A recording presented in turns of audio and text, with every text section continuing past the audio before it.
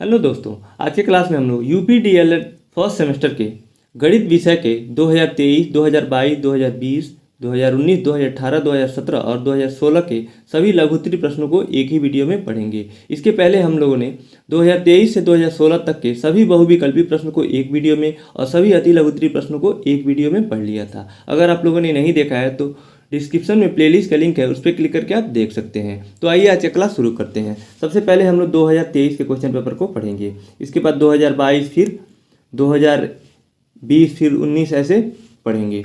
तो 2023 का पहला लघुत्तरीय प्रश्न था। प्रश्न संख्या 12 से 18 तक के प्रश्न लघुत्तरीय प्रश्न होते हैं, जो कि 2 नंबर के प्रश्न होते हैं। प्रश्न संख्या 12 है, आयताकार बगीचे की लंबाई एवं चौड़ाई में अनुपात क्रमशः 5:3 है। यदि आयताकार बाग का क्षेत्रफल 1500 वर्ग फीट हो तो बाग के चारों ओर तार लगाने के लिए कितना खर्च आएगा, जबकि तार का मूल्य 12 रुपये प्रति फीट है। यहाँ पे 12 रुपये फीट है। तो सबसे पहले यहाँ पे आयताकार बगीचे का लंबाई और चौड़ाई में अनुपात दिया है और क्षेत्रफल दिया है, और मूल्य निकालना है चारों तरफ तार लगाने का। तो सबसे पहले वो परिमाप होगा, जो तार की लंबाई होगी परिमाप होगा। तो परिमाप निकाल लेंगे, परिमाप से 12 में गुणा कर देंगे तो मूल्य निकल जाएगा। तो आइए इसको सॉल्व करते हैं। इसमें दिया हुआ है आयताकार बाग का क्षेत्रफल 1500 वर्ग फीट और आयत की लंबाई और चौड़ाई का अनुपात 5:3। तो माना लंबाई बराबर 5x और चौड़ाई बराबर 3x। अब चूंकि क्षेत्रफल दिया हुआ है तो आयताकार बाग का क्षेत्रफल बराबर हो जाएगा लंबाई गुणे चौड़ाई। आयताकार बाग का क्षेत्रफल दिया है 1500 और लंबाई को हमने माना है 5x और चौड़ाई को 3x। तो गुणा कर देंगे, तो इसको इधर लिख दिया 5×3 = 15, x स्क्वायर बराबर 1500। अब x स्क्वायर का वैल्यू निकालने के लिए 15 पक्षांतर होगा तो इधर भाग में चला जाएगा। 15 से 1500 में भाग होगा तो 100 बार में कटेगा और x स्क्वायर बराबर 100 हो जाएगा। अब वर्गमूल निकालेंगे, x बराबर हो जाएगा करड़ी में 100। तो करड़ी से जब करड़ी में 10 × 10 बराबर 100 होता है तो 1 10 बाहर निकलेगा तो x बराबर आ जाएगा 10। अब हम माने थे लंबाई 5x, तो 5x तो 5 में x से गुणा करेंगे तो यानी 10 से गुणा करेंगे तो 50 फीट आ जाएगा लंबाई, और चौड़ाई 3x तो 3 × 10 30 फीट, यानी लंबाई आ गया 50 फीट और चौड़ाई 30 फीट। अब इसका परिमाप निकाल लेंगे, क्योंकि जानते हैं हम आयत का परिमाप होता है 2 ब्रैकेट में लंबाई धन चौड़ाई, तो ऐसे ही इसका भी हो जाएगा। आयताकार बाग का परिमाप हो जाएगा 2 ब्रैकेट में लंबाई धन चौड़ाई।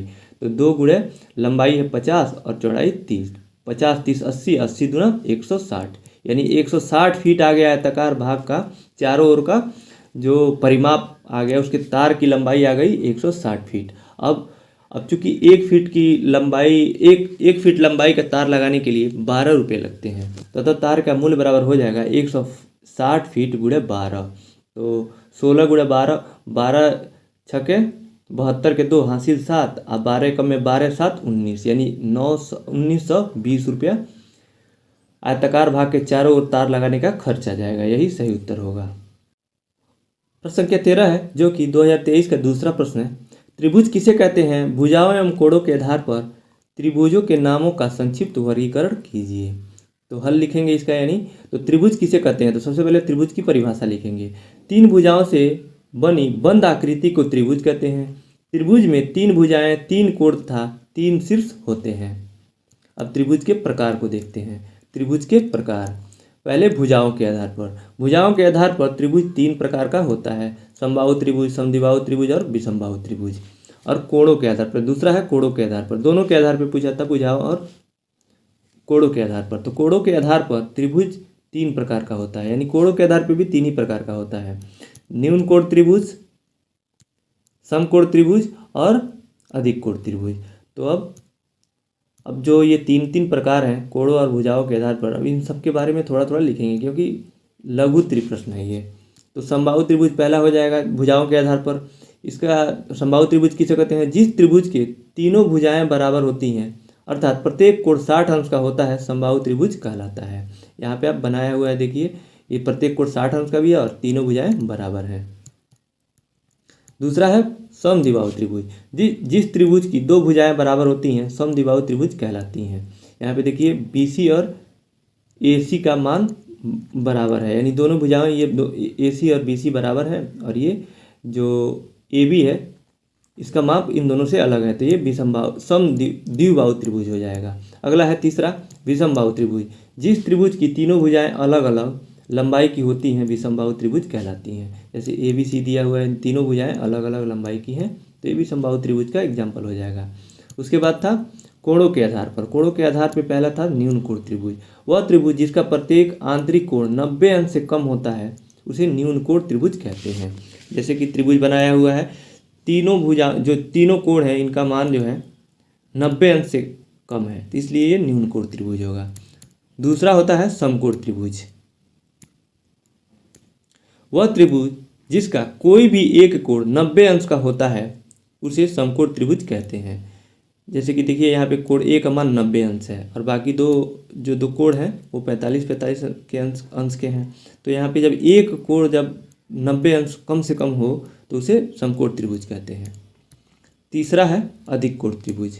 वह त्रिभुज जिसका कोई भी एक कोण 90 अंश से अधिक होता है उसे अधिक कोण त्रिभुज कहते हैं। जैसे कि यहाँ पे नाम दे सकते हैं ए बी सी त्रिभुज को, तो जो कोण ए है ये 90 अंश से अधिक है, इसलिए यह अधिक कोण त्रिभुज है। इसके बाद अगला प्रश्न है, प्रश्न संख्या 14।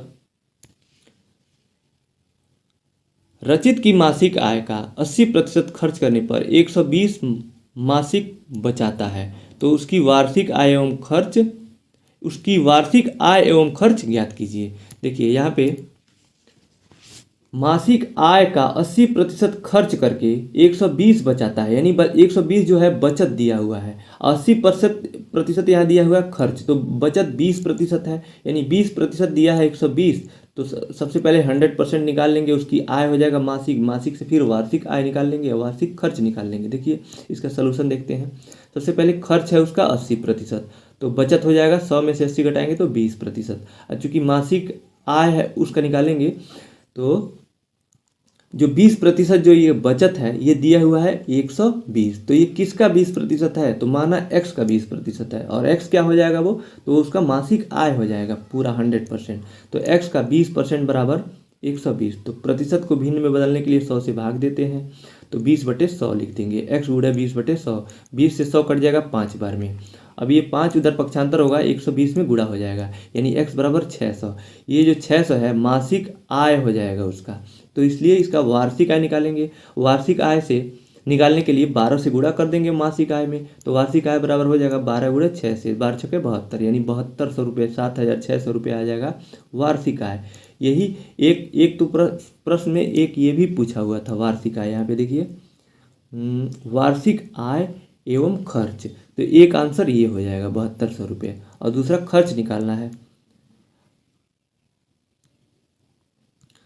तो अब रचित की मासिक खर्च निकालेंगे। क्योंकि मासिक आय निकला था 600 रुपये, तो उसका खर्च मासिक आय का खर्च होगा, खर्च वो 80% करता है, तो 600 का 80% निकाल लेंगे। 600 गुणा 80/100, तो 20 से 20 कैंसिल हो जाएगा, 8 छक्के 48, 480 रुपये। ये 480 रुपया मासिक खर्च हो गया रचित का।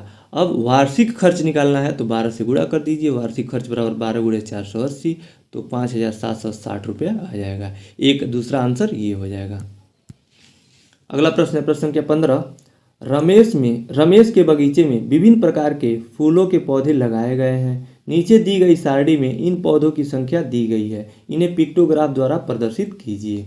तो फूलों के नाम है गेंदा, जूही, चमेली, रजनीगंधा, गुलाब, और इनकी संख्या है क्रमशः 20, जूही का 10, और चमेली के फूल की संख्या 15, रजनीगंधा का 45 और गुलाब का 35। और इसका पिक्टोग्राफ बनाना है, तो सबसे पहले पिक्टोग्राफ बनाने के लिए जो नीचे जो संख्या दिया गया है इसका मौसम निकालेंगे। मौसम वह बड़ी से बड़ी संख्या जिससे सब में भाग चला जाए। तो देखिए यहाँ पे 5 होगा, 5 से सब में भाग चला जाएगा, तो मान लेंगे पैमाना, माना एक ये फूल बराबर, ये फूल किसी तरह का आप ऐसे फिगर बना सकते हैं, या फिर आप जैसे आपको अच्छा लगे, तो एक ये फिगर बराबर 5 फूल, या 5 फूल बराबर एक फिगर। तो इस हिसाब से गेंदा के फूलों की संख्या हो जाएगा, यहाँ पे 20 दिया हुआ है, तो 5 से जब भाग देंगे तो 5 को 20, 4 संख्या निकल के आ जाएगा गेंदा का, जो पिक्टोग्राफ की जो फिगर हो जाएगा 4। और जूही में 5 से भाग देंगे तो 2 आ जाएगा, चमेली में 5 से भाग देंगे 3, और रजनीगंधा में 5 से भाग देंगे 9, और गुलाब में 5 से भाग देंगे तो 7 आ जाएगा, 5 से 35। तो ऐसे ही अब फिगर बना देंगे, ये पिक्टोग्राफ बनाएंगे। तो एक तरफ लिखेंगे फूलों की संख्या और दूसरे खाने में आप लिख सकते हैं फूलों के नाम पहले में, दूसरे में फूलों की संख्या और तीसरे में पिक्टोग्राफ। अब गेंदा का फूलों की संख्या 20 है तो 5 से भाग दिया 4 आएगा तो 4 फिगर बन गया।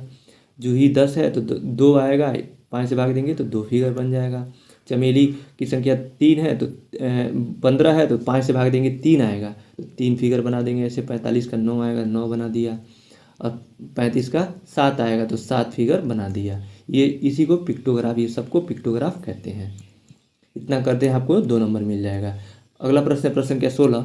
एक वृत्त की परिधि 22 मीटर है, वृत्त का क्षेत्रफल ज्ञात कीजिए। देखिए परिधि दिया हुआ है तो क्षेत्रफल का सूत्र होता है पाई आर स्क्वायर, तो आर हमको बस चाहिए।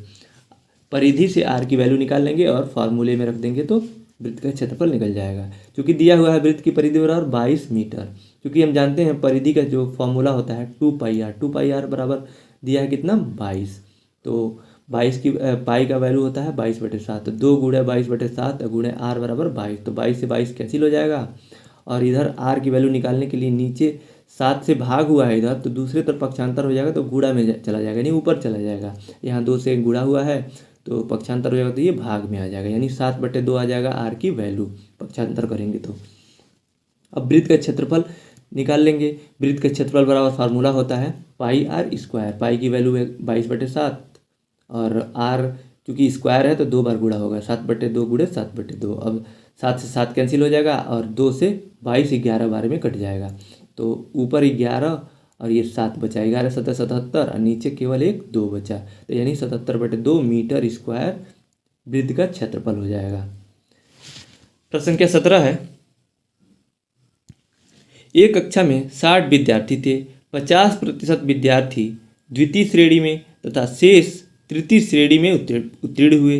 ज्ञात कीजिए कितने विद्यार्थी तृतीय श्रेणी में उत्तीर्ण हुए। तो दिया हुआ है विद्यार्थियों की संख्या 60, तृतीय श्रेणी में उत्तीर्ण विद्यार्थियों की प्रतिशत 50% घटा देंगे, क्योंकि 50% जो है द्वितीय श्रेणी में उत्तीर्ण हो रहे हैं, तो तृतीय श्रेणी में बाकी तृतीय श्रेणी में उत्तीर्ण हुए, तो जो बचे हुए वो होंगे वही तो तृतीय श्रेणी में उत्तीर्ण हुए।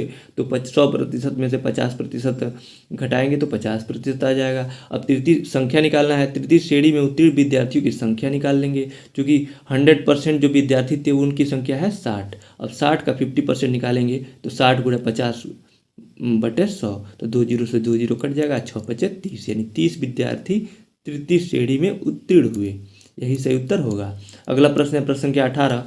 यदि a बराबर -2 हो तो 5a² + 4a - 2a का मान निकालना है, और दूसरा है a³ + 4a² + 3a। तो सिंपली है जो a की वैल्यू है -2, सबके a की जगह पे रख देंगे। तो पहला है 5a² + 4a - 2, तो 5 गुणे a² तो -2 का स्क्वायर हो जाएगा, और प्लस 4a का वैल्यू है -2 तो ब्रैकेट में 2 और -2, ये तो प्रश्न में ही दिया है। तो माइनस है यहाँ पे 2 के पहले, जब स्क्वायर होगा चूँकि 2 बार गुणा होगा ना तो माइनस का गुणा माइनस में होता है तो प्लस हो जाएगा, तो वो प्लस हो जाएगा, चिन्ह प्लस हो जाएगा, 2 दूना 4 यानी 5 × 4 हो जाएगा।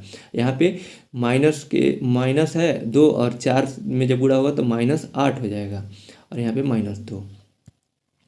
अब 5 चौको 20 और -8 और -2 मिलके -10 होगा। अब 20 में से 10 घटेगा, 10 आंसर आएगा, यही सही उत्तर हो जाएगा पहले का। दूसरा है a³ + 4a² + 3a।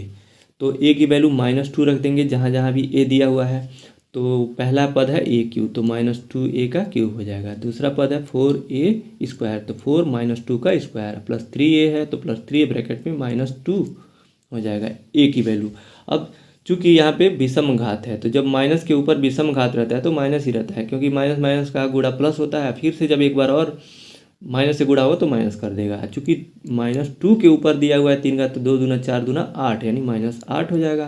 दूसरा है 4 - 2 का स्क्वायर, ये तो 2 दूना 4 हो जाएगा। अब माइनस का माइनस गुणा प्लस हो जाएगा तो 4 × 4, और यहाँ पे -2 × 3 तो -6 हो जाएगा। अब माइनस माइनस जुड़ जाएगा, -6 और -8 -14 और 4 चौको 16 प्लस में, और प्लस माइनस मिल के ये जब 16 में से 14 घटेगा तो 2 बचेगा, ये प्लस में आएगा, +2 इसका सही उत्तर हो जाएगा। इसके बाद हम लोग 2022 के प्रश्न पत्र को पढ़ेंगे। 2022 का पहला प्रश्न है लघुत्तरी का। एक व्यक्ति ने अपनी आय का 1/4 भाग व्यक्तिगत खर्च में, 1/2 भाग घरेलू खर्च में तथा 1/5 भाग बच्चों की शिक्षा पर व्यय कर दिया, तो उसके पास कितना भाग बचा। इसका हल होगा, सबसे पहले वो कोई भी भाग कोई कमाता है या कोई भी आय होता है, कुछ भी होता है, तो अपने आप में 100% होता है। 100%, और जो परसेंट में होगा तो 100% होगा, और भाग में होगा तो एक पूरा माना जाता है वो। अब वो एक भाग में से 1/4 भाग व्यक्तिगत खर्च करता है, 1/2 भाग घरेलू खर्च में और 1/5 भाग बच्चों की शिक्षा पर खर्च कर देता है। तो सबसे पहले उसका टोटल व्यय निकाल लीजिए, खर्च निकाल लीजिए। तो हल इसका लिखेंगे, खर्च किए गए भाग 1/4 धन 1/2 धन 1/5। तो एलसीएम इन सब का हो जाएगा, पाँचों को नीचे हर का, पाँचों को 20, और ये 2 से भी देखिए कट जाएगा 20, 10 बार में, यानी एलसीएम 20 होगा। अब 4 से भाग देंगे 20 में, 4 5 20, 5 आएगा, ऊपर 5 हो जाएगा, 1 से गुणा होगा तो। और 2 से भाग देंगे 20 में तो 10 आएगा, 10 एकम में 10, और 5 से भाग देंगे 20 में तो पाँचों को 20, ऊपर 1 है तो पाँचों को 20। इन सबको जोड़ेंगे अंश को, तो 5 धन 10 धन 4 यानी 19/20, ये खर्च आ गया। अब उसका शेष भाग जो बचता है, शेष भाग निकालने के लिए जो टोटल भाग था एक ही भाग था, परसेंटेज में 100% होता है और भाग में 1 होता है, तो 1 में से 19/20 घटा देंगे, तो इसका एलसीएम हो जाएगा, यहाँ पे 1/1 लिख सकते हैं। 1 और 20 का एलसीएम 20 होगा, और जो इसका हर है 1 से 20 में भाग देंगे तो 20 बार में जाएगा। अब 20 से ऊपर अंश में 1 से गुणा करेंगे तो 20, 20 माइनस 19/20, 20 में से 19 जा 1, यानी 1/20 भाग शेष बचा। यही सही उत्तर होगा। अगला प्रश्न है प्रश्न क्या 14, 121 माइनस बड़े कोष्टक में 16 माइनस मिडिल कोष्टक में 14 माइनस 3 छोटे कोष्टक में 9 माइनस 6 और छोटा कोष्टक बंद, ये सभी कोष्टक बंद हो जाएंगे। इसको सॉल्व करने के लिए देखिए, सबसे पहले छोटे कोष्टक को सॉल्व करते हैं, फिर ये मझोले कोष्टक को सॉल्व करते हैं, फिर बड़े कोष्टक को सॉल्व करते हैं। तो सबसे पहले जो छोटे कोष्टक में क्या दिया है उसको सॉल्व करेंगे। तो सबसे पहले प्रश्न लिख लिया सेम, उसके बाद छोटा कोष्टक में है 9 माइनस 6, तो 9 माइनस 6 जाएगा तो 3 बचेगा, और ये इसके पहले ब्रैकेट के पहले 3 दिया है, तो ये गुणा में है, तो 3 गुणे 3 यहाँ लिख दिया, बाकी ये सेम प्रश्न उतार लेंगे। अब मिडिल वाला कोष्टक देखेंगे, यानी मझोला कोष्टक, तो मझोला कोष्टक यहाँ से यहाँ तक है, तो 14 माइनस 3 गुणे 3 है, 3 गुणे 3 हो जाएगा 9, 9 में 14 में से 9 जाएगा 5 बचेगा, तो बड़े कोष्टक में हो जाएगा 16 माइनस, यहाँ से पहले 16 माइनस दिया हुआ है, तो 16 माइनस 5 हो जाएगा। अब बड़े कोष्टक को सॉल्व करेंगे तो 16 में से 5 जाएगा 11 बचेगा, यहाँ पे सबसे पहले था ही भी ना कोष्टक के बाहर 111, 111 में से 11 जाएगा, तो 110 सही उत्तर होगा। अगला प्रश्न है प्रश्न संख्या 15, एक समबाहु त्रिभुज का परिमाप 12 सेंटीमीटर है, इसका क्षेत्रफल ज्ञात कीजिए। परिमाप दिया हुआ है, तो माना समबाहु त्रिभुज की भुजा a सेंटीमीटर है, तो परिमाप दिया है 12 सेंटीमीटर। अब परिमाप समबाहु त्रिभुज की तीनों भुजाएं बराबर होती हैं, तो इसका परिमाप होगा 3 गुणे a, यानी 3 गुणा एक भुजा में 3 से गुणा कर देंगे तो उसका परिमाप निकल जाएगा। तो 3 गुणे a बराबर 12, a की वैल्यू निकालने के लिए यानी भुजा की वैल्यू निकालने के लिए 3 से भाग दे देंगे 12 में, 3 चौको 12, यानी उसका एक भुजा निकल गया 4 सेंटीमीटर। चूँकि हम समबाहु त्रिभुज का फार्मूला जानते हैं क्षेत्रफल का, करड़ी में 3/4 a स्क्वायर, a की वैल्यू हम लोगों ने 4 निकाला हुआ है, तो करड़ी में 3/4 और a की वैल्यू है 4, तो 4 गुणे 4, चूँकि स्क्वायर है तो 4 गुणे 4 हो जाएगा, 4 से 4 कट जाएगा, तो 4 करड़ी में 3 वर्ग सेंटीमीटर सही उत्तर हो जाएगा। अगला प्रश्न है प्रश्न संख्या 16, यदि x बराबर 1 हो तो 3x ब्रैकेट में 4x माइनस 5 धन 3 का मान ज्ञात कीजिए। तो a की वैल्यू दिया, यानी x की वैल्यू दिया है, तो जहाँ जहाँ x है 1 रख दीजिए, बस उत्तर निकल जाएगा। तो दिया हुआ है x बराबर 1, और प्रश्न है 3x ब्रैकेट में 4x माइनस 5 प्लस 3, तो x का वैल्यू रख दीजिए, 3 गुणे 1 हो जाएगा, क्योंकि x का वैल्यू 1 है, और 4 गुणे 1, यहाँ पे x की वैल्यू 1 रख दिया, माइनस 5 धन 3, तो 3 एकम में 3 होता है, और यहाँ पे 4 एकम में 4 होगा, और 5 में से 4 जाएगा माइनस 1 धन 3। अब चूँकि 3 ये जो था ब्रैकेट के पहले था तो गुणा में था, तो गुणा यहाँ पे -1 आया ब्रैकेट के अंदर वाले भाग का, तो 3 में गुणा होगा तो -3 हो जाएगा, और ये +3 है ही, तो +3 और -3 मिलके ये दोनों कैंसिल हो जाएगा, तो 0 आ जाएगा, इसका सही उत्तर 0। अगला है प्रश्न संख्या 17।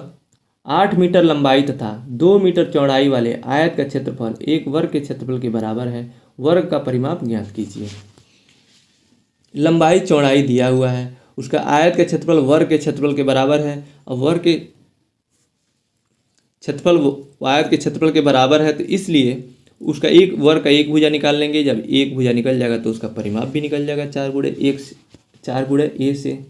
तो दिया, इसका सॉल्यूशन देखते हैं। दिया है आयत की लंबाई बराबर 8 मीटर, आयत की चौड़ाई बराबर 2 मीटर। चूँकि दिया हुआ है आयत का क्षेत्रफल बराबर वर्ग का क्षेत्रफल, आयत का क्षेत्रफल निकाल लेंगे हम लोग, लंबाई गुणे चौड़ाई, तो यानी 8 गुणे 2, और क्षेत्रफल वर्ग का होता है भुजा स्क्वायर ऐसे ही उतारते जाएंगे। 8 गुणे 2 16 आ जाएगा। तो भुजा स्क्वायर है, जब दूसरी तरफ पक्षांतर होगा तो ये करड़ी बन जाएगा, यानी इन दोनों के ऊपर करड़ी में आ जाएगा। तो इसको इधर लिख लिया, भुजा बराबर करड़ी में 16, यानी ये वर्गमूल निकालना है 16 का। करड़ी का अर्थ होता है जब 16 है तो 4 गुणे 4 होता है, 4 चौको 16। जब करड़ी में कोई 2 अंक हो तो एक अंक बाहर निकल जाता है, तो 4 एक बाहर निकलेगा तो भुजा का मान आ जाएगा 4 मीटर। तो ये वर्ग का भुजा आया, क्योंकि वर्ग का क्षेत्रफल बराबर था आयत के क्षेत्रफल से, तो वर्ग का परिमाप हो जाएगा 4 गुणे भुजा होता है, तो भुजा का मान निकल के आया है 4 मीटर। 4 से 4 में जब गुणा करेंगे तो 4 चौको 16 मीटर आ जाएगा इसका परिमाप, यानी वर्ग का परिमाप 16 मीटर, यही सही उत्तर होगा। अगला प्रश्न है प्रश्न संख्या 18। -12/30 भागे 3/5 धन 8/10 को सॉल्व कीजिए। पहला और दूसरा दिया है -4/6 गुणे -8/10 माइनस 16/30 को सॉल्व कीजिए। तो पहला है -12/30 भागे 3/5 धन 8/10। तो भिन्न को सॉल्व करने के लिए सबसे पहले हम लोग भाग को सॉल्व करेंगे, क्योंकि बोडो मास के अंतर्गत देखिए बोर्ड MAS, सबसे पहले ब्रैकेट को सॉल्व करते हैं। इस यहाँ ब्रैकेट नहीं है, यहाँ पे ऑफ यानी का को सॉल्व करते हैं, ये भी नहीं है। उसके बाद डिवीजन आता है, फिर मल्टीप्लिकेशन, फिर एडिशन, फिर सब्ट्रैक्शन। तो यहाँ डिवीजन है तीसरे नंबर पे, ये दो नहीं दिया है। उसके बाद डिवीजन है भाग, तो सबसे पहले भाग को सॉल्व करेंगे, यानी ये है। और भिन्न का भाग सॉल्व करने के लिए दूसरा वाला जो भाग के बाद वाला जो भिन्न होता है ये पलट जाता है और भाग गुणा में बदल जाता है। तो -12/30 गुणे इसको पलट देंगे 5/3 हो जाएगा। इसको सेम ऐसे लिख लेंगे धन 8/10। यहाँ पे देखिए कुछ कटने वाला है तो काट दीजिए। 3 से कट जाएगा 12 4 बार में, और 5 से कट जाएगा 30 6 बार में। तो यहाँ पे होगा -4/6 धन 8/10। अब इन दोनों को सॉल्व करेंगे। 6 और 10 का LCM हो जाएगा 30, और 6 से भाग देंगे 30 में तो 6 बचे 30, और 5 आएगा। 5 से इस 4 में गुणा करेंगे तो 5 को 20, और चिन्ह के साथ -20। और 10 से 30 में भाग देंगे तो 3 आएगा। 3 से 8 में गुणा करेंगे तो 24, और 24 और -20 मिल कर 4 हो जाएगा, क्योंकि 20 घट जाएगा 24 में से, तो 4/30। अब इसको और छोटा करके लिख सकते हैं, 2 से कट जाएगा, ये 2 दूना 4 और 30 कट जाएगा 15 बार में, 15 दूना 30। तो इसका सही जो उत्तर निकल के आ जाएगा 2/15। ये तो पहला था। इसके बाद हम लोग दूसरे को सॉल्व करते हैं। दूसरा दिया है -4/6 गुणे -8/10 -16/30। यहाँ पे देखिए पहले और दूसरे में ऊपर माइनस दिया हुआ है, बीच में जो है गुणा है, यानी इन दोनों का गुणा करना है। और तीसरे पद में यहाँ पे माइनस बीच में दिया है, उसके बाद इसको घटाएंगे। तो बोडो मास के अंतर्गत ये सॉल्व होगा बोडो मास के फार्मूले से। तो क्या होता है BODMAS। सबसे पहले ब्रैकेट को सॉल्व करते हैं, ब्रैकेट नहीं है इसमें, ऑफ। उसके बाद यानी का को सॉल्व करते हैं, ये भी नहीं है। उसके बाद डिवीजन आता है, डिवीजन भी नहीं है। फिर मल्टीप्लिकेशन आता है M। तो यहाँ पे मल्टीप्लिकेशन है, पहले गुणा होगा फिर एडिशन होता है। तो एडिशन तो यहाँ है नहीं, सब्ट्रैक्शन, यानी सब्ट्रैक्शन लास्ट में होता है। पहले हम लोग यहाँ पे गुणा करेंगे फिर घटाएंगे। तो गुणा हो जाएगा, चिन्ह के साथ आप गुणा कर दीजिए, तो माइनस माइनस का जो चिन्ह होगा वो प्लस में आ जाएगा, वो प्लस हो जाएगा। और देखिए कुछ कटने वाला है, 2 से कट जाएगा ऊपर वाला, 2 दूना 4, और ये 6 कट जाएगा, 2 3 6। ऐसे यहाँ ये भी 2 से कट जाएगा, 2 चौको 8, यहाँ पे 4, और नीचे 2 पचे 10। तो यहाँ पे 2 बचा, यहाँ पे 4, तो 4 दूना 8 हो जाएगा, और माइनस माइनस का गुणा प्लस हो जाएगा, यानी ऊपर आ जाएगा 8 और नीचे यहाँ पे ये 5 बार में कटा था 2 से, और ये 3 बार में, 5×3 = 15, यानी 8/15 आ गया पहला, माइनस 16/30 था। अब ये 15 और 30 का एलसीएम हो जाएगा 30। 15 से भाग देंगे 30 में 2, और 2 से फिर गुणा करेंगे 8 में, 8×2 = 16, तो 16 माइनस यहाँ 30 से भाग देंगे 30 में 1, ऊपर 16 है ही, 1 से गुणा करेंगे 16 में 16, तो 16 माइनस 16/30, 16 में से 16 जाएगा, 0 बचेगा, 0/30, यानी 0 में किसी भी संख्या से जब भाग देंगे तो वो 0 ही आता है, तो इसका जो सही उत्तर हो जाएगा 0। इसके बाद हम लोग 2020 के क्वेश्चन पेपर को पढ़ेंगे, क्योंकि 2021 में फर्स्ट सेमेस्टर का कोई एग्जाम नहीं हुआ था, क्योंकि एडमिशन ही नहीं हुआ था, सेशन 0 हो गया था। तो 2020 का पहला लघु त्रिप्रश्न है, एक वस्तु 20 रुपये में बेचने पर 5 रुपये की हानि होती है, प्रतिशत हानि ज्ञात कीजिए। यानी उसका विक्रय मूल्य दिया हुआ है 20 रुपये और 5 रुपये की हानि हुई है, यानी वो खरीदा तो ज़्यादा में था, 5 रुपये की हानि में बेच रहा है ना, तो क्रय मूल्य निकालने के लिए 5 को जोड़ देंगे। तो आइए इसका सलूशन देखते हैं। सबसे पहले वस्तु का विक्रय मूल्य दिया हुआ है 20 रुपया, हानि दिया है 5 रुपया, तो क्रय मूल्य निकालने के लिए विक्रय मूल्य में हानि जोड़ देते हैं, तो 20 + 5 = 25 आ गया क्रय मूल्य। अब प्रतिशत हानि या प्रतिशत लाभ निकालना हो क्रय मूल्य पर ही निकलता है, क्योंकि हम लोगों ने क्रय मूल्य निकाल लिया 25 रुपया, इसलिए प्रतिशत हानि बराबर हो जाएगा हानि बटे क्रय मूल्य × 100, ये फार्मूला होता है प्रतिशत हानि का। तो हानि दिया है 5 रुपया और क्रय मूल्य हम लोग निकाला है 25, तो 5/25 × 100, 25 से 100 कट जाएगा 4 बार में, 25 चौको 100, 4 से 5 में जब गुणा करेंगे तो 5 चौको 20 रुपया, यानी 20%। यहाँ प्रतिशत हानि निकालना था ना, तो 20% आ जाएगा प्रतिशत हानि, यही सही उत्तर होगा।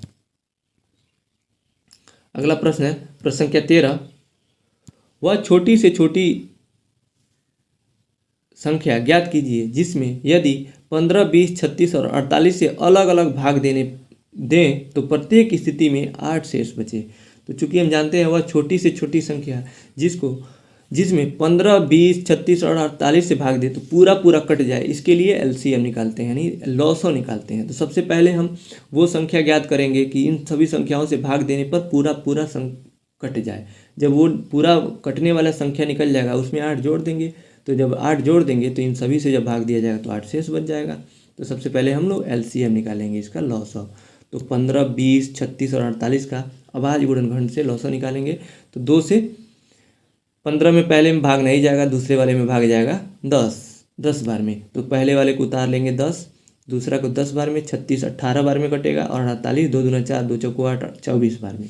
फिर 2 से भाग चला जाएगा, 15 नहीं कटेगा तो 15 को उतारते जाएंगे, और 10 है 5 बार में कटेगा, 18 जो है 9 बार में, और 24 12 बार में, 2 कम है 2, 2 दूना 4, फिर से 2 से कट जाएगा। 15 को ऐसे ही लिख लिया, 15 को ऐसे ही लिख लिया, फिर ये 5 भी नहीं कटेगा तो 5 भी ऐसे ही लिख लेंगे, 9 भी नहीं कटेगा, इसको भी ऐसे लिख लेंगे, 12 6 बार में कट जाएगा, तो 6 ली, फिर से 2 देखिए 6 कट जाएगा, बाकी ये तीनों नहीं कटेगा, तो इन तीनों को ऐसे ही लिख लिया, और जो 6 कटेगा 3 बार में। अब देखिए 2 से भाग नहीं जाएगा, 3 से भाग चला जाएगा, तो 15 में भाग जाएगा तो 5 तिहाई 15, और 5 में नहीं आएगा तो 5 ऐसे ही लिख लिया, 3 त्रिका 9 और 3 एकम में 3, फिर 3 से भाग चला जाएगा क्योंकि 1 3 यहाँ पे बचा हुआ है अभी, तो केवल इसी में भाग जाएगा, बाकी ये दोनों ऐसे ही लिख लेंगे, और एक तो ये कट ही गया तो इसको 1 लिख लेंगे, तो 3 एकम में 3, फिर 5 से ये दोनों कट जाएगा, 5 एकम में 5, 5 एकम में 5, तो जब एक एक नीचे आ जाता है तो छोड़ देते हैं, इन सभी संख्याओं को गुणा कर लेते हैं, यही लॉसो होता है, यानी एलसीएम होता है। तो लॉसो बराबर हो जाएगा 2 गुणे कितना बार है, 1 2 3 4, 4 बार 2 है, 2 बार 3 है और 1 बार 5, तो 1 2 3 4, 4 बार 3 गुणे 2 गुणे 3 गुणे 3 गुणे 5, तो इन सभी को गुणा करेंगे, 2 दूना 4 दूना 8 दूना 16 3 48 तिहाई, गुणा कर लीजिए यहाँ पे 48 तिहाई, 3/24 की 4 हासिल 2, 3 चौको 12 2 14, 144, 144 में जब 5 से गुणा करेंगे तो 720 आएगा।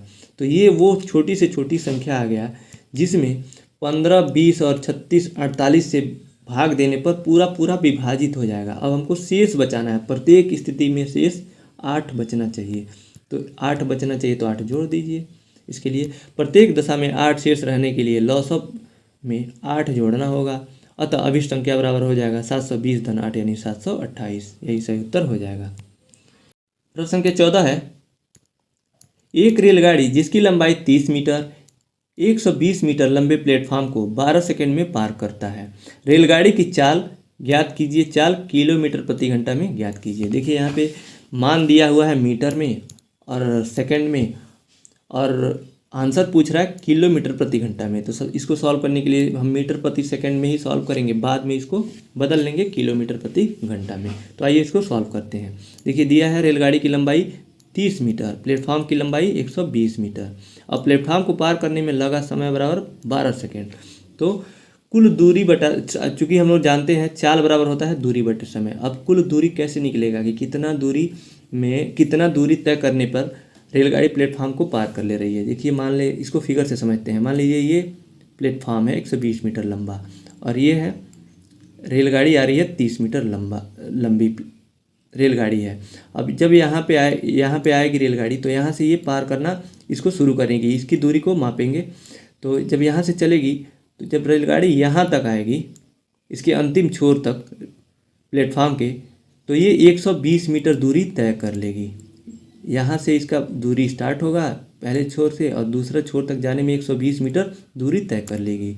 उसके बाद फिर से जब रेलगाड़ी की चूँकि लंबाई 30 मीटर है, फिर रेलगाड़ी इतना आगे चल जाएगी, तभी ये इसका जो पिछला भाग है ये प्लेटफॉर्म पे ही रहेगा।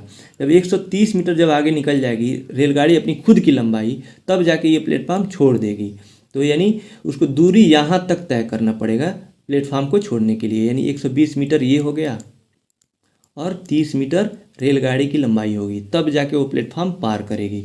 यानी जो उसके द्वारा तय किया गया दूरी होगा, रेलगाड़ी की लंबाई और प्लेटफॉर्म की लंबाई को जोड़ देंगे। तो चाल बराबर होता है दूरी बटे समय। तो रेलगाड़ी की लंबाई और प्लेटफॉर्म की लंबाई को जोड़ देंगे तो रेलगाड़ी की लंबाई 30 मीटर और प्लेटफॉर्म की लंबाई 120 मीटर और समय दिया है पार करने में लगा समय 12 सेकेंड है।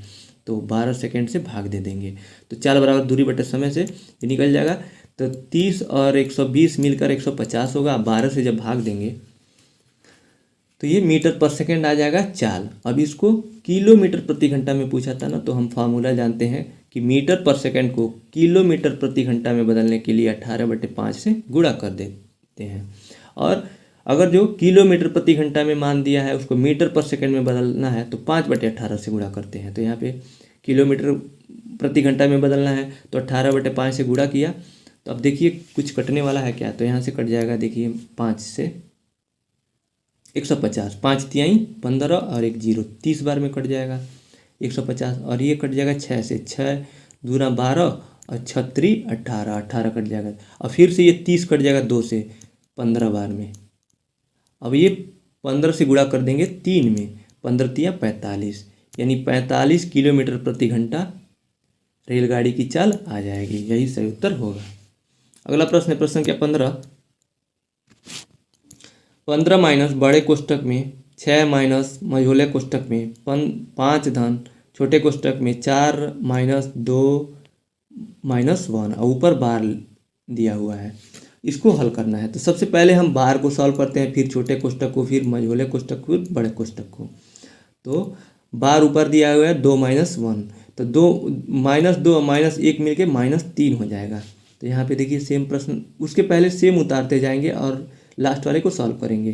तो -2 -1 मिलकर -3 हो जाएगा, यानी 4 में से यहाँ पे आ गया 3 घटेगा।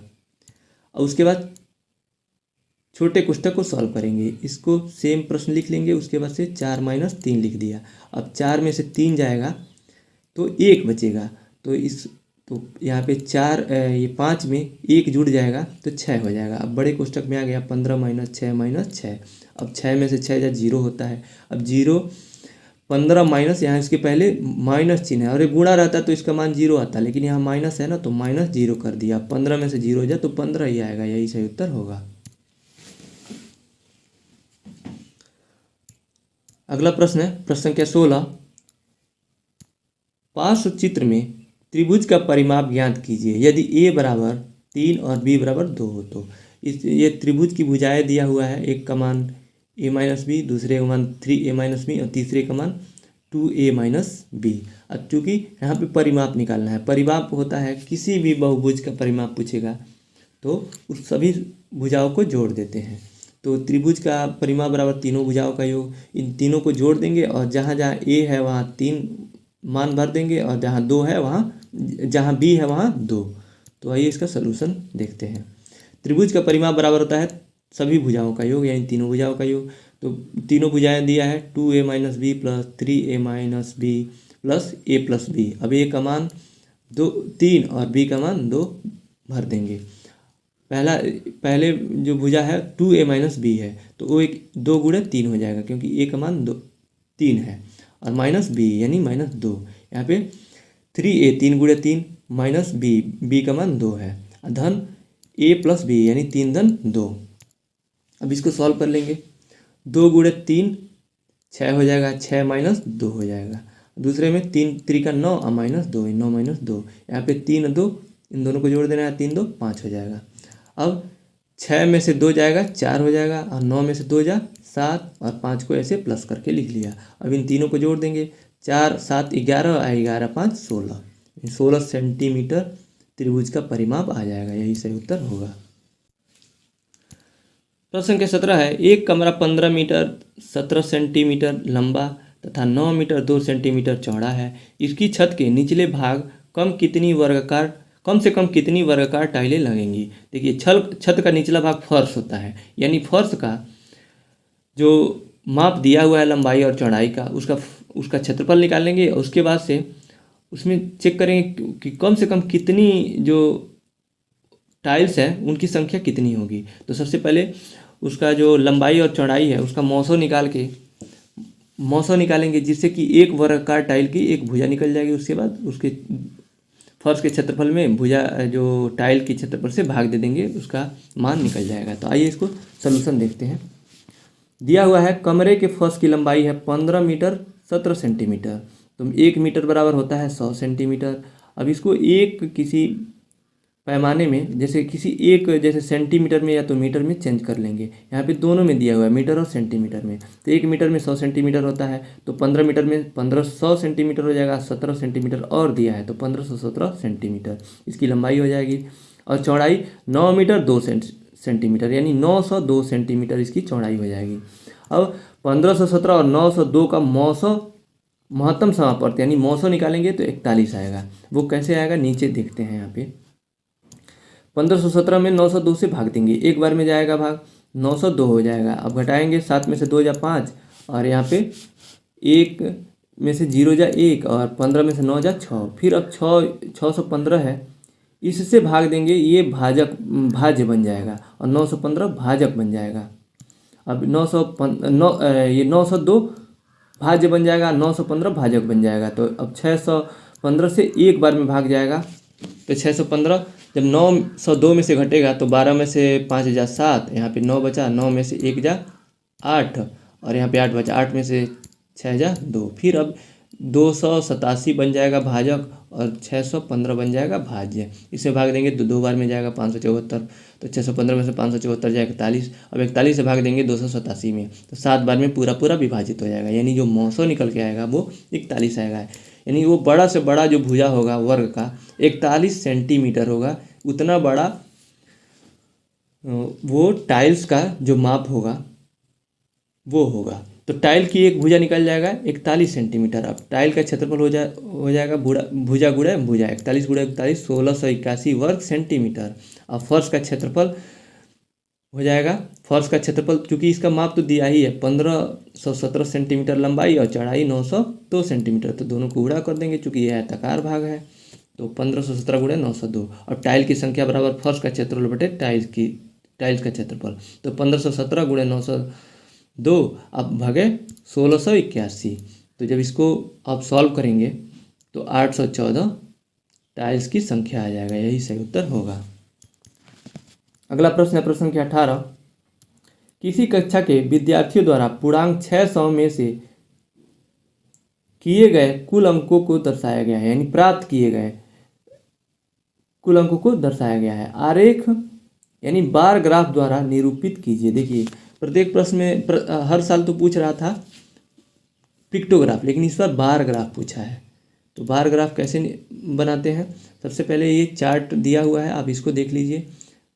शिक्षार्थियों के नाम दिया हुआ है और सभी शिक्षार्थियों के नीचे उसका प्राप्तांक दिया हुआ है। वो 600 में अमित 450 प्राप्त किया है, नमिता 300 प्राप्त की है, दीप्ति 400, ऐसे ही सभी अंक लेके आए हैं। इसको बार ग्राफ बनाने के लिए अब इस देखेंगे, इसमें मौसौ निकालेंगे कि इन सबका मौसौ वो बड़ी से बड़ी संख्या कौन है जो सबको विभाजित कर देगी। तो देखिए यहाँ पे 50 है, 50 से अगर जो सब में भाग दिया जाए तो बड़ी से बड़ी संख्या 50 होगा, क्योंकि 400 300 में तो 100 से भाग चला जाएगा, लेकिन ये जो 335 है 550 है, इसमें 50 से ही भाग जाएगा, तो 50 मौसौ हो जाएगा। तो इसका बार ग्राफ बनाने के लिए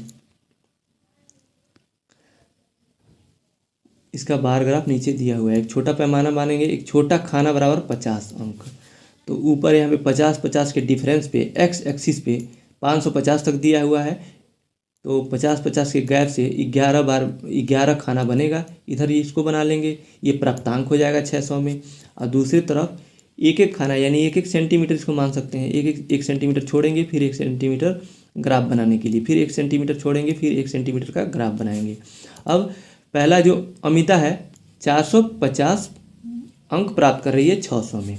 इधर हम लोगों ने एक एक छोटा खाना यानी एक एक सेंटीमीटर की दूरी पे मान लीजिए इसको मान लिया है, बना दिया है प्राप्तांक को 550 तक। अब जो अमिता है 450 लेके आई है अंक, तो 450 के आगे तक इसको ऐसे बना लेंगे, खींच लिया, फिर 1 सेंटीमीटर छोड़ दिया, फिर नमिता 300 तो 300 के सामने, और दीप्ति 400 तो 400 के ठीक सामने तक इसका ग्राफ आएगा, और अजय है 350 के सामने, अमर है 500 तो 500 के सामने, और नाजिया है 550 लेके आई है तो 550 के सामने। बस यही बार ग्राफ हो जाएगा। इसको आप ध्यान में रखेंगे, बस इसको बनाना था, बार ग्राफ द्वारा प्रदर्शित करना था, बस इसको बना दिए। इतना आप कर लेते हैं तो आपको 2 नंबर मिल जाएगा। अब आप पिक्टोग्राफ और बार ग्राफ में डिफरेंशिएट कैसे करेंगे कि कौन सा पिक्टोग्राफ है। पिक्टोग्राफ वैसे बनता है, ऐसे ऐसे चित्र बनता है, और बार ग्राफ आप जानते हैं बार कोड होता है। कोई भी प्रोडक्ट होता है आप खरीदते हैं मार्केट से और जो पैकेट में बंद है तो उस पर बार कोड होता है, ऐसे ऐसे खड़ी खड़ी लाइन होती है और नीचे अंक लिखा रहता है। इससे आप रिलेट करके इसको आप दिमाग में बैठा सकते हैं कि बार ग्राफ ऐसे बनेगा, पिक्टोग्राफ वैसे बनेगा। इसके बाद अगला प्रश्न देखते हैं, जो कि 2019 के प्रश्न पत्र को पढ़ेंगे।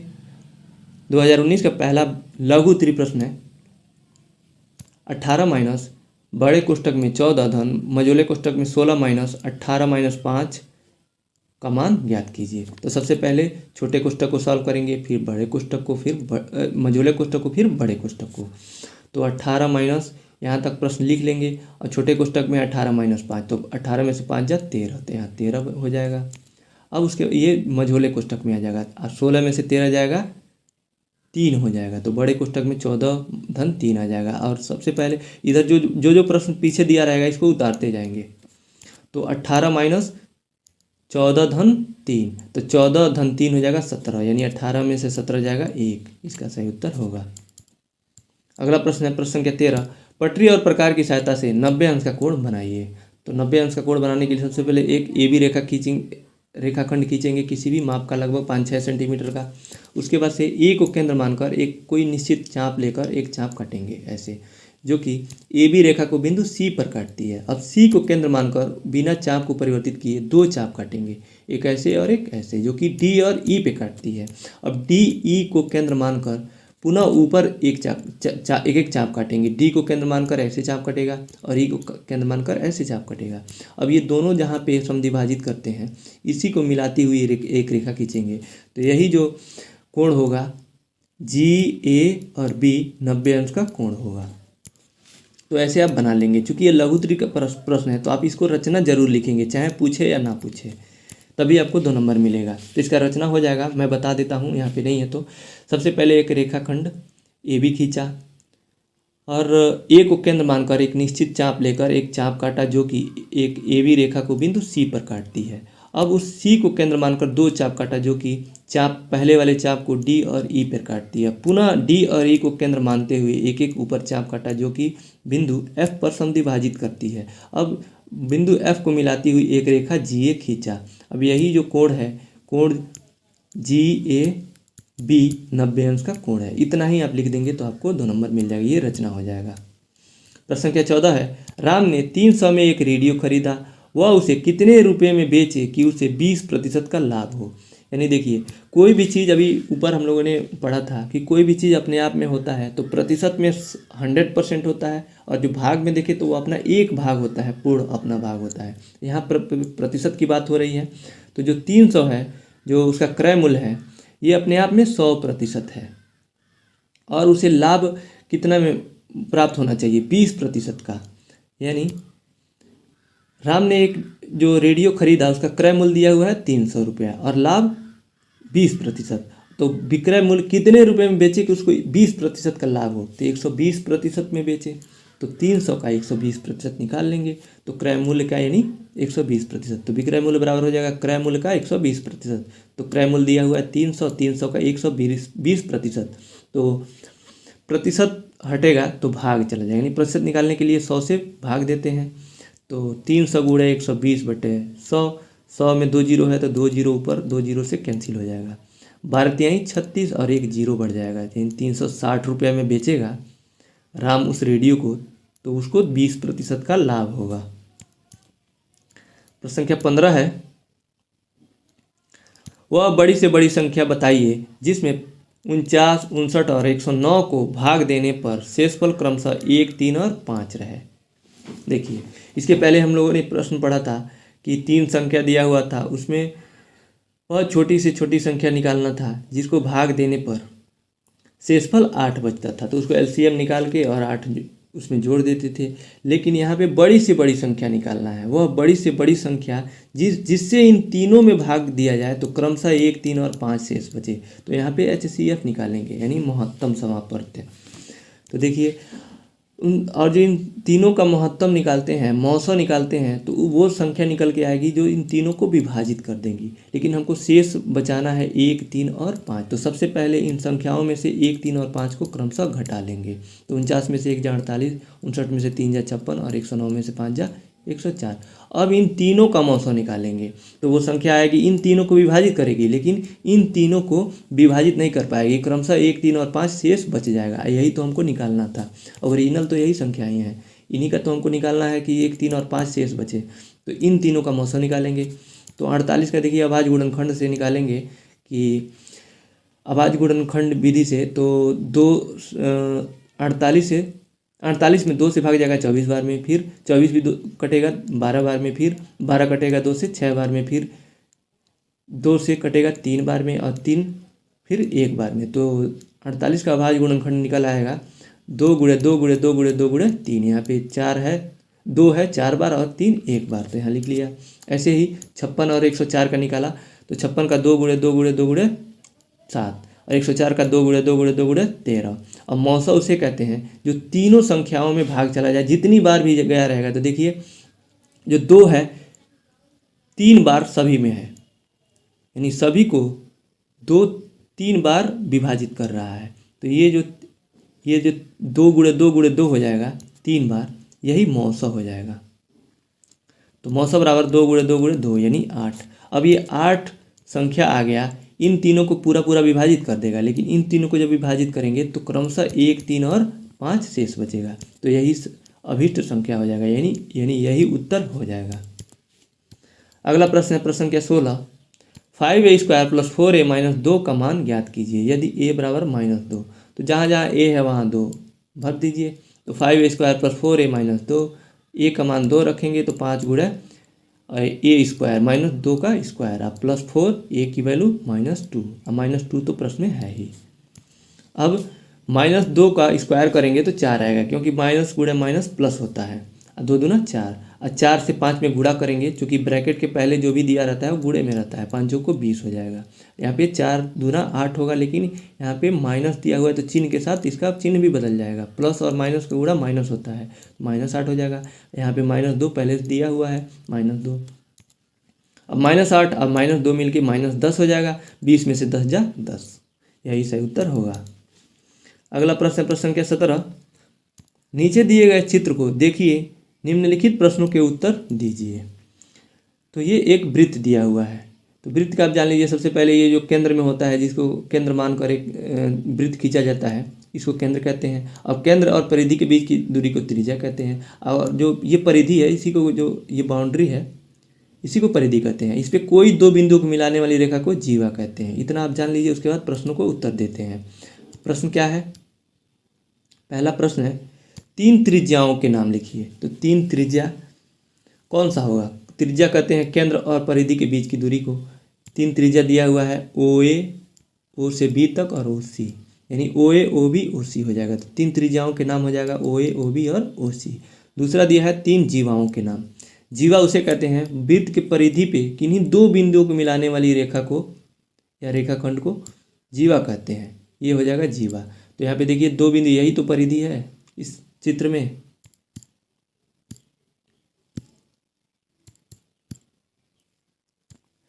तो यहाँ पे पहला बिंदु ए है और बी है, ये एक ए बी हो जाएगा जीवा, एक बी सी हो जाएगा, बी और सी, और एक ए सी हो जाएगा। तो 3 जीवाओं के नाम हो जाएगा ए बी, बी सी और ए सी। तीसरा है वृत्त का केंद्र पूछा है। तीसरा जो इसमें प्रश्न है वृत्त का केंद्र, तो वृत्त का केंद्र ओ है, जिसको केंद्र मानकर वृत्त खींचा जाता है। तो वृत्त का केंद्र हो जाएगा ओ, यही सही उत्तर हो जाएगा। अगला प्रश्न है प्रश्न के 18, सलमा अपनी बहन रेशमा से 10 वर्ष बड़ी है। 4 वर्ष पहले सलमा की आयु रेशमा की आयु की दुगुनी थी। सलमा और रेशमा की वर्तमान आयु ज्ञात कीजिए। तो मान लेंगे रेशमा की आयु x वर्ष है, माना रेशमा की वर्तमान आयु x वर्ष है। अब यहाँ पे प्रश्न में दिया है सलमा अपनी बहन रेशमा से 10 वर्ष बड़ी है, यानी सलमा बड़ी है ना रेशमा से, तो सलमा की वर्तमान आयु हो जाएगा, उसमें x में जोड़ देंगे 10 वर्ष। इसका x माने है, इससे 10 वर्ष बड़ी है तो x में 10 जोड़ दिया, ये इसका वर्तमान आयु हो जाएगा। अब 4 वर्ष पहले रेशमा की आयु, तो वर्तमान आयु x माने हैं तो 4 घटा देंगे, x-4। अब 4 वर्ष पहले सलमा की आयु, तो सलमा की आयु वर्तमान x + 10 माने हैं, तो इसमें से 4 घटा देंगे, x + 10 - 4, तो 10 में से 4 जा 6 हो जाएगा, तो यानी x धन 6 वर्ष हो जाएगा सलमा की वर्तमान आयु। अब प्रश्नानुसार प्रश्न में क्या दिया है, सलमा और रेशमा की वर्तमान आयु ज्ञात कीजिए। तो प्रश्न पूछा है, इसमें दिया है 4 वर्ष पहले सलमा की आयु रेशमा की आयु की दोगुनी है। तो 4 वर्ष पहले इन दोनों की आयु निकाल लिए हैं, x-4 और x + 6। 4 वर्ष पहले सलमा की आयु रेशमा की आयु की दोगुनी है। तो सलमा की आयु है x + 4 बराबर x धन 6 बराबर 2 × x - 4। ये 2 से गुणा क्यों किए हैं? बराबर करने के लिए। जब बराबर का चिन्ह लगाए हैं दोनों के बीच में, तो ये दोनों का मान भी तो बराबर होना चाहिए। चूँकि इसका मान है x धन 6 और इसका मान है x - 4। x - 4 यानी 4 वर्ष पहले रेशमा की आयु है x - 4, और 4 वर्ष यहाँ पे दिया है 4 वर्ष पहले सलमा की आयु रेशमा की आयु की दोगुनी है। तो यहाँ पे दोगुना अगर जो कर दें, जो दोगुना अगर रेशमा की आयु को कर दिया जाए तो ये सलमा की आयु के बराबर हो जाएगा 4 वर्ष पहले। तो इसको दोगुना कर दिए हैं और बराबर का चिन्ह लगा दिए हैं। तो ये अब दोनों बराबर हो गया। अब दोनों में देखिए केवल एक ही चर है x। इन दोनों को सॉल्व करेंगे इसको, तो x की वैल्यू निकल जाएगी। जब x की वैल्यू निकल जाएगी तो सबकी वैल्यू निकल जाएगी, दोनों की वर्तमान आयु निकल जाएगी। तो यहाँ पे x धन 6 बराबर 2 × x - 4, नीचे x + 6 हो जाएगा। ये 2 से जब गुणा होगा अंदर ब्रैकेट के अंदर, तो 2 × x 2x - 8 हो जाएगा, क्योंकि 4 × 2 8, और चिन्ह के साथ लिखेंगे इसको -8। अब इस x को इधर पक्षांतर कीजिए और इस 8 को इधर पक्षांतर कीजिए, तो 2x में से x जाएगा, x बचेगा, x बराबर, और इधर -8 है दूसरी तरफ जाएगा तो प्लस में हो जाएगा। तो 6 धन 8 बराबर 14, यानी x बराबर 14 आ जाएगा x की वैल्यू। तो रेशमा की वर्तमान आयु हो जाएगा x है, x माने थे तो 14 वर्ष हो जाएगा, और सलमा की वर्तमान आयु x धन 10 यानी 14 धन 10 यानी 24 वर्ष। अब इसको आप प्रूव भी कर सकते हैं, चेक कर लीजिए कि ये सही है कि नहीं। दिया था कि 4 वर्ष पहले सलमा की आयु रेशमा की आयु की दोगुनी है या थी। तो देखिए यहाँ पे 4 वर्ष पहले इसकी आयु रेशमा की आयु 10 वर्ष हो जाएगा, 14 में से 4 घटा देंगे, और सलमा की आयु 24 में से 4 घटाएंगे तो 20 होगा। तो देखिए सलमा की आयु रेशमा की आयु की दोगुनी है ही, तो ये सही उत्तर है।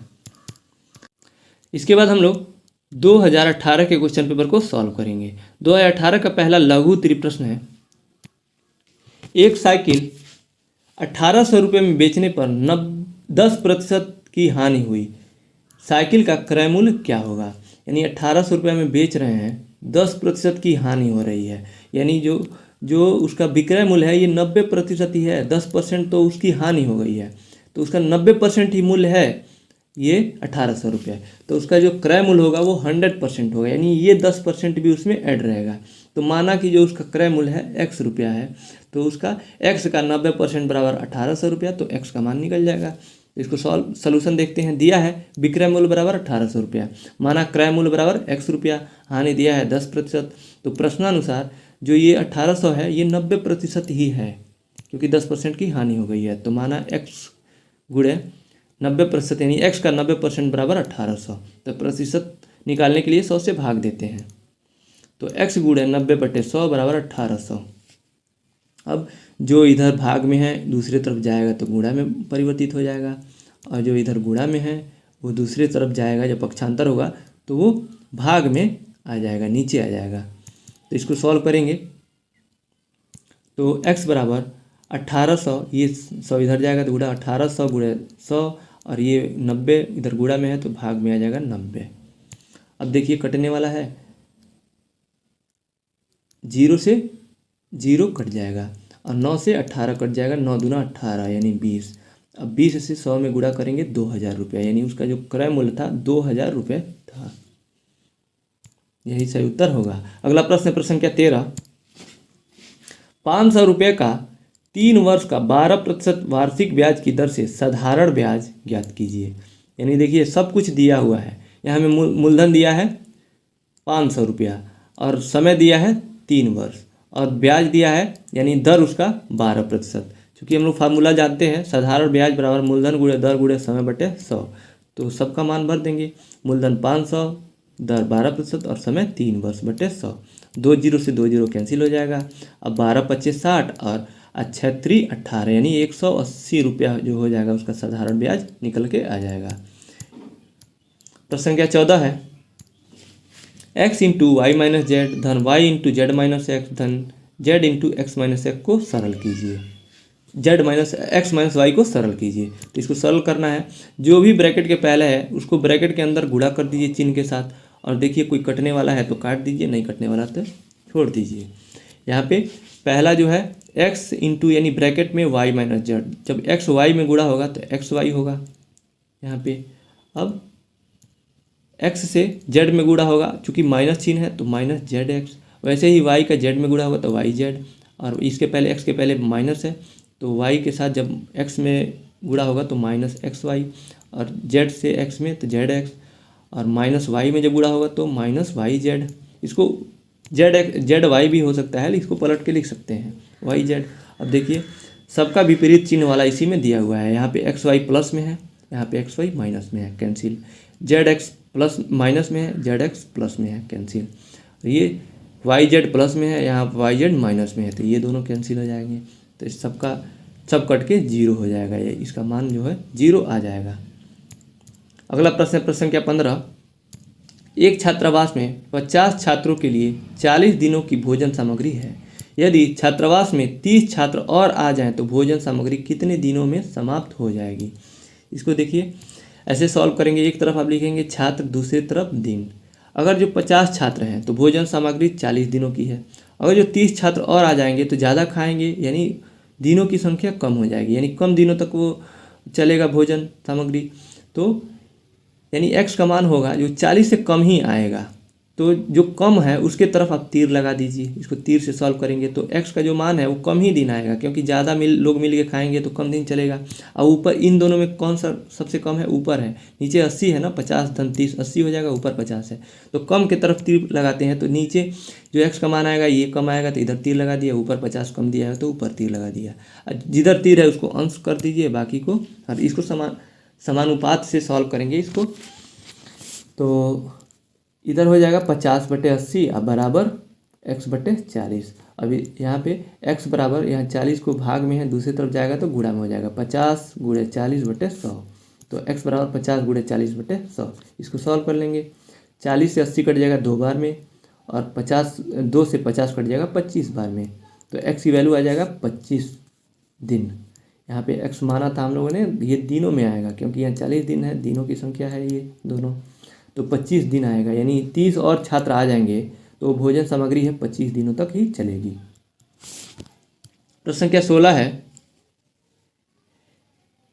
एक आयताकार गत्ते का क्षेत्रफल 117 वर्ग सेंटीमीटर है, इसकी लंबाई 13 सेंटीमीटर है, तो गत्ते की चौड़ाई ज्ञात कीजिए। चूंकि आयत का क्षेत्रफल हम जानते हैं लंबाई गुणे चौड़ाई, इसमें लंबाई दिया हुआ है, चौड़ाई निकालने के लिए लंबाई से भाग दे देंगे। दिया हुआ है क्षेत्रफल 117 वर्ग सेंटीमीटर, लंबाई 13 सेंटीमीटर, और चौड़ाई निकालने के लिए 117 में 13 से भाग देंगे, क्योंकि यहाँ पे होता है क्षेत्रफल बराबर लंबाई गुणे चौड़ाई। तो लंबाई दे दिया है तो इधर गुणा में है चौड़ाई के साथ, जब दूसरे तरफ जाएगा तो क्षेत्रफल में भाग हो जाएगा, यहाँ पे भाग चला जाएगा तो चौड़ाई निकल के आ जाएगा 9 सेंटीमीटर। 13 से 117 में भाग देंगे तो 9 बार में कट जाएगा, 13 9 117, 9 सेंटीमीटर। अगला प्रश्न है प्रश्न संख्या 17, एक रेलगाड़ी जिसकी लंबाई 270 मीटर एक खंभे को 9 सेकंड में पार कर लेती है, उसकी चाल किलोमीटर प्रति घंटा में ज्ञात कीजिए। यहाँ पे भी किलोमीटर प्रति घंटा में ही निकालना है और मीटर और सेकंड में मान दिया हुआ है, तो इसको सॉल्यूशन देखते हैं। लंबाई दिया है रेलगाड़ी की 270 मीटर और समय है 9 सेकंड। चाल बराबर होता है दूरी बटे समय। चूँकि यहाँ पे प्लेटफॉर्म या खंभे, यहाँ खंभे को पार करना है ना, तो खंभे की क्या लंबाई होती है, खंभे एक पतला सा खंभा होता है, इसकी कोई नगण्य लंबाई माना है, यहाँ पे इसकी कोई लंबाई नहीं मानेंगे। तो यानी जो यहाँ पे और रेलगाड़ी इतनी लंबी आती है यहाँ पे, तो अपनी ही दूरी तय करेगी, तो ये रेलगाड़ी इधर निकल जाती है तो ये इस खंभे को पार कर जाएगी। यानी जो अपना ही दूरी रेलगाड़ी बस जितना तय करने में जितना समय लगाता है वो है 9 सेकेंड। तो उसका चाल निकाल लेंगे दूरी बटे समय, दूरी का मान हो जाएगा रेलगाड़ी की ही लंबाई।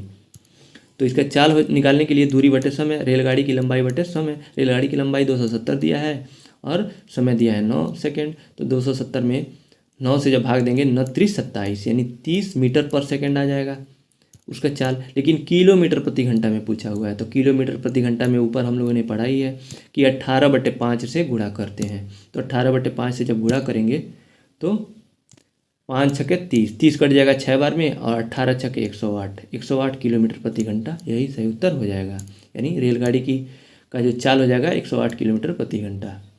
इसके बाद है 18वां प्रश्न, एक उद्यान में विभिन्न प्रजाति के फूलों के पौधे लगाए गए हैं, नीचे दिए गए सारणी में इन पौधों की संख्या दी गई है। अब इनका पिक्टोग्राफ बनाना है। तो पिक्टोग्राफ बनाने के लिए यहाँ पे देख लेंगे चार्ट, फूलों की संख्या गुलाब, गेंदा, जूही, डहेलिया, रजनीगंधा है। संख्या दिया हुआ है 300, 250, 100, 150 और 450 क्रमशः। अब माना 50 फूल बराबर या एक चित्र बराबर 50 फूल या 50 फूल बराबर एक चित्र, क्योंकि ये 85 है जो सबसे बड़ा से बड़ा अंक जो इन सबको डिवाइड कर देगा, यानी भाग चला जाएगा। तो यहाँ पे लिखेंगे, चार्ट बनाएंगे, फूलों के नाम, फिर फूलों की संख्या, फिर पिक्टोग्राफ। गुलाब का फूलों की संख्या 300 है, अब इसमें 50 से भाग देंगे तो 6 आएगा, तो 6 चित्र बना देंगे, 1 2 3 4 5 6।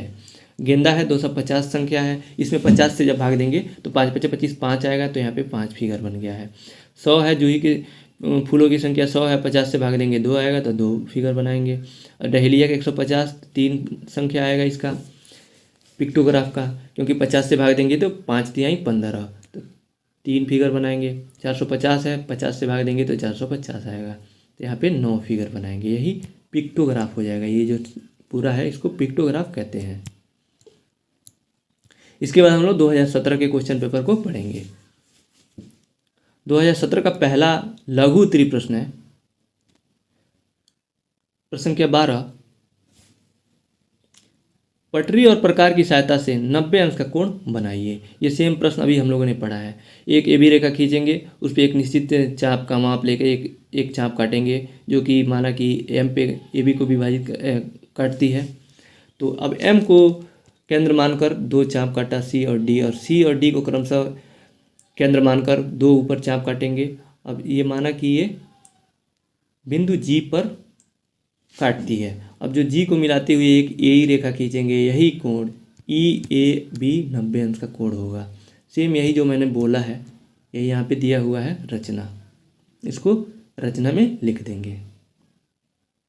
अगला प्रश्न है प्रश्न संख्या 13, रमेश के बगीचे में विभिन्न प्रकार के फूलों के पौधे लगाए गए। नीचे दी गई सारणी में इन पौधों की संख्या दी गई है, उन्हें पिक्टोग्राफ द्वारा प्रदर्शित कीजिए। यहाँ पे फिर से पिक्टोग्राफ आ गया। 30 दिया है फूलों का नाम और फूलों की संख्या, 30, 25, 10 और 45, 15। वहाँ पे देखिए सेम प्रश्न है, वैसे ही था।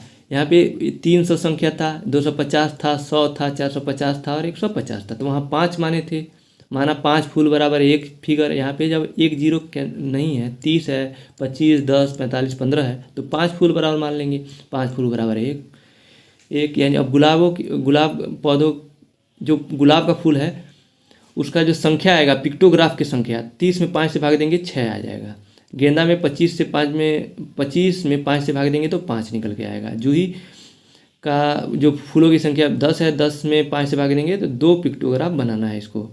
और डहेलिया में 45 में 5 से भाग देंगे 9 आएगा, 15 में 5 से भाग देंगे 3 आएगा। अब जो ये संख्या आया हुआ है 6, 5, 2, 9, 3, इतना ही पिक्टोग्राफ बना देंगे। तो पिक्टोग्राफ द्वारा प्रदर्शित, ऊपर चूँकि हम लोगों ने संख्या निकाल लिया है तो यहाँ पे चार्ट बनाएंगे, फूलों के नाम एक तरफ और दूसरी तरफ फूलों की संख्या। ये फूलों की संख्या को ही तो दर्शाएगा फिगर। तो गुलाब का कितना निकल के आया था, 6 निकल के आया था। देखिए ऊपर दिया है यहाँ पे गुलाब का 6, तो 6 फिगर बना लेंगे, 1, 2, 3, 4, 5, 6। गेंदा का 5 तो 5 हो गया, जूही का 2, 2, डहेलिया का 9 और रजनीगंधा का 3। यहाँ सब हम लोगों ने सॉल्व किया है, निकला हुआ है। ये पिक्टोग्राफ हर साल पूछ रहा है। अगला प्रश्न है प्रश्न क्या 14। 7.2 सेंटीमीटर व्यास का एक वृत्त खींचिए तथा इसकी त्रिज्या भी ज्ञात कीजिए। तो सबसे पहले देखिए व्यास दिया हुआ है, तो वृत्त खींचने के लिए त्रिज्या का होना जरूरी है। तो हम चूंकि जानते हैं वृत्त का व्यास बराबर होता है त्रिज्या गुणे 2, तो त्रिज्या निकल आएगा व्यास बटे 2। तो यानी माना कि व्यास d बराबर 7.2 सेंटीमीटर दिया हुआ है, यानी d मान लिए हैं व्यास को, तो त्रिज्या निकल जाएगा d बटे 2, यानी 7.2 बटे 2, 3.6 सेंटीमीटर। और जब त्रिज्या निकल गया तो एक प्रकार में एक 3.6 सेंटीमीटर का त्रिज्या लेंगे, एक बिंदु O को केंद्र मानकर एक वृत्त खींच देंगे। यही जो वृत्त हो जाएगा वो अभीष्ट वृत्त हो जाएगा, जिसकी त्रिज्या 3.6 सेंटीमीटर होगी। इसका रचना लिखेंगे आप, रचना बहुत छोटा होगा। सर्वप्रथम 3.6 सेंटीमीटर की त्रिज्या लेकर बिंदु O को केंद्र मानकर एक वृत्त खींचा। यही वृत्त अभीष्ट वृत्त है, जहाँ AB बराबर व्यास और OA बराबर त्रिज्या। देख लेते हैं यहाँ पे, जो AB होगा ये व्यास है 7.2 सेंटीमीटर, और जो इसका त्रिज्या है ये OA ये 3.6 सेंटीमीटर का होगा। अगला प्रश्न है प्रश्न संख्या 15। पार्श्व चित्र में आयत की भुजाएं दी गई हैं, आयत का परिमाप ज्ञात कीजिए। आयत की लंबाई बराबर 6 सेंटीमीटर। यहाँ पे फिगर दिया हुआ है, माप नहीं दिया है, बस फिगर दिया हुआ है। तो फिगर देख के आप पता लगा लेंगे। देखिए ये दोनों लंबाई है, आमने सामने की भुजा बराबर है और प्रत्येक कोण 90 अंश का भी यहाँ दिख रहा है। तो ये आयत है और इसका चौड़ाई 3 सेंटीमीटर दिया हुआ है, लंबाई 4 सेंटीमीटर दिया हुआ है। तो आयत की लंबाई 6 सेंटीमीटर, चौड़ाई 3 सेंटीमीटर, परिमाप बराबर 2 गुणे लंबाई धन चौड़ाई। तो ब्रैकेट में लंबाई का मान है 6 सेंटीमीटर, चौड़ाई का मान 3 सेंटीमीटर, 6 धन 3 9, और 9 से 2 में गुणा होगा 18 सेंटीमीटर आ जाएगा इसका परिमाप। यही पूछा हुआ था परिमाप। अगला प्रश्न है प्रश्न संख्या 16। कपड़े के 3 थानों में क्रमशः 125 मीटर, 220 मीटर और 275 मीटर कपड़ा है। बड़ी से बड़ी नाप का फीता बताइए। जब बड़ी से बड़ी नाप का फीता पूछेगा तो वहाँ 900 निकालते हैं, और छोटी से छोटी कोई भी चीज़ पूछता है, इस तरह का प्रश्न आता है तो वहाँ LCM निकालते हैं, लॉस ऑफ। तो यहाँ पे कपड़े के थानों की लंबाई दिया है 125 मीटर, 220 मीटर और 275 मीटर। इसका 900 निकाल लेंगे। वही बड़ा से बड़ा फीता होगा, नाप का फीता, जो उसको माप सकेगा। तो इसको भाग विधि से 900 निकालते हैं। 220 में सबसे पहले किसी भी संख्या से, एक छोटे वाले से बड़े वाले में किसी में भाग दे देंगे। तो 125 से भाग देंगे, 220 में एक बार में भाग जाएगा, 220 में से 125 जाएगा 95, 95 अब भाजक बन जाएगा, और ये जो 125 है ये भाज्य बन जाएगा। ये कड़ी तब तक चलाएंगे जब तक पूरा विभाजित ना आ जाए और शेषफल 0 ना आ जाए। अब 125 में 95 से भाग देंगे तो एक बार में जाएगा। 125 में से 95 घटाएंगे 30 बचेगा। अब ये 95 आ जाएगा, यहाँ भाज्य बन जाएगा। 30 से भाग देंगे 95 में 3 बार में जाएगा, 3 3 9 यानी 90। अब जो 95 में से 90 जा 5, अब पुनः ये जो 30 है ये भाज्य बन जाएगा। अब 5 से भाग देंगे, 30 में 5 छके 30, यानी 6 जो है विभाजित कर दिया इसको। अब इस 6 नहीं 5 जो है विभाजित कर दिया 30 को।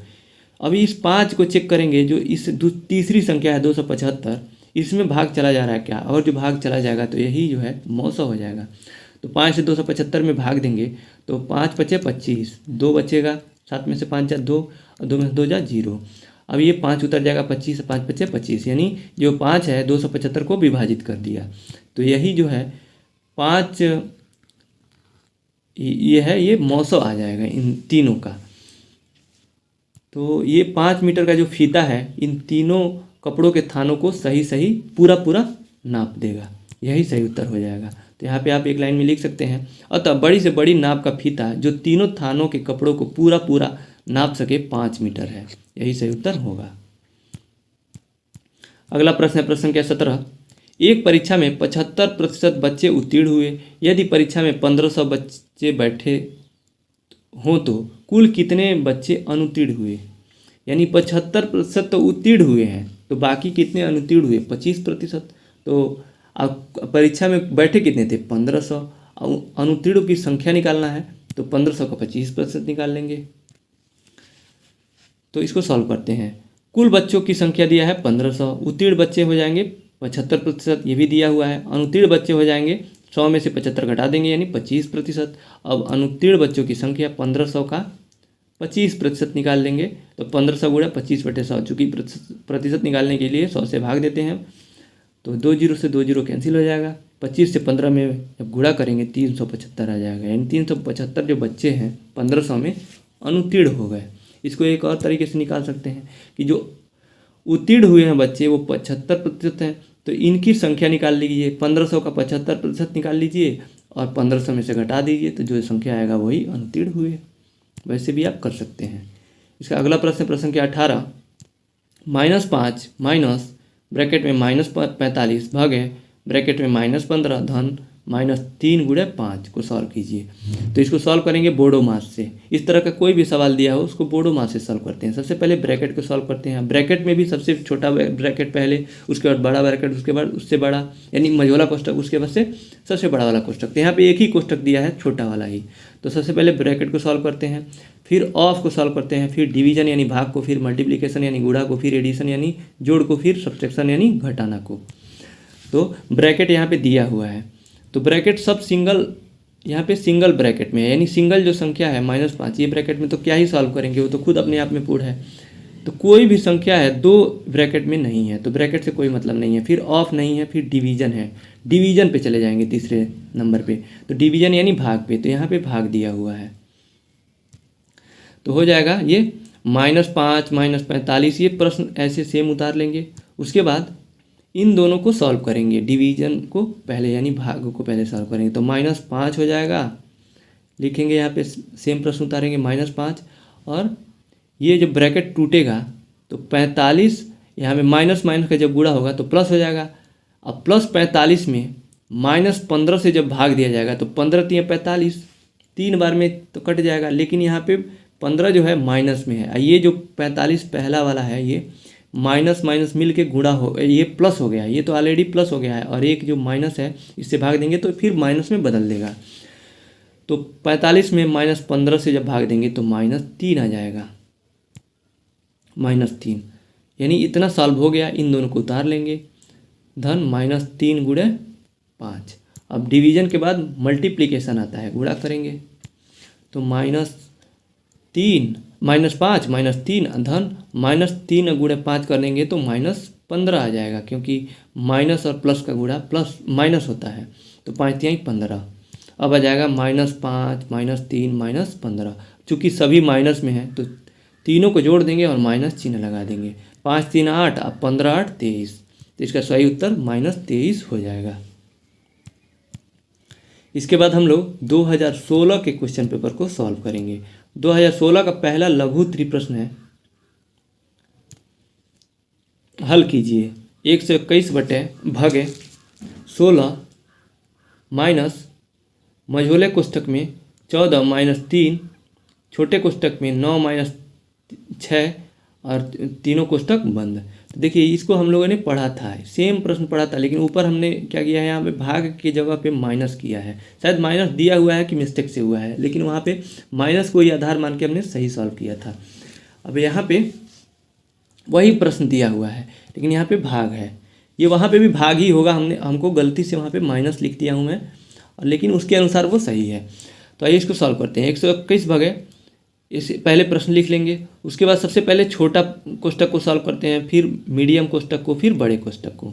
तो सबसे पहले छोटे कोष्टक को सॉल्व करेंगे तो 9 में से 6 जा 3, और यहाँ पे 3 पहले दिया हुआ है ब्रैकेट के पहले, तो 3 गुणे 3 हो जाएगा। यहाँ पे ये सेम प्रश्न लिख लेंगे और इतना हो जाएगा 3 गुणे 3। अब ये 14 माइनस मझोला कोष्टक यही है। अब 14 माइनस 3 गुणे 3 हो जाएगा, 3 3 का 9, 14 में से 9 हो जाए 5, तो बड़े कोष्टक में हो जाएगा 16 माइनस 5। अब 16 में से 5 जाएगा, 11 बचेगा, और यहाँ पे भाग दिया हुआ है, तो 121 में 11 से भाग देंगे तो 11 आ जाएगा, यही सही उत्तर होगा। अगला प्रश्न है प्रश्न संख्या 13, पटरी और प्रकार की सहायता से 60 अंश का कोण बनाइए। तो 60 अंश का कोण बनाने के लिए सबसे पहले एक ए बी रेखा खींचेंगे, एक रेखाखंड किसी भी माप का, 4 5 6 7 सेंटीमीटर का खींच लीजिएगा किसी भी माप का। अब ए को केंद्र मानकर एक निश्चित चाप लेकर एक चाप काटेंगे ऐसे, तो एक चाप काट दिया, जो कि माना कि ए बी को बिंदु सी पर काटती है, यहाँ पे सी पे कटा हुआ है। अब उसी चाप का, वो चाप चेंज नहीं करेंगे, बिंदु सी को केंद्र मानकर एक चाप ऊपर काटेंगे, जहाँ वो कट करेगा पहले वाले चाप को, माना डी पे कट कर रहा है, इसी को मिलाती हुई एक रेखा खींच देंगे, यही 60 अंश का कोण हो जाएगा।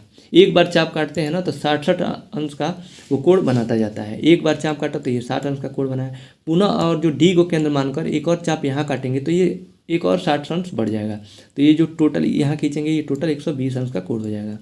फिर से अब आप एक और इसको लेके एक और चाप काटेंगे ऐसे, तो ये यहाँ कटेगा, अब ये 180 अंश का कोण हो जाएगा, यानी 60 अंश बढ़ता जाता है।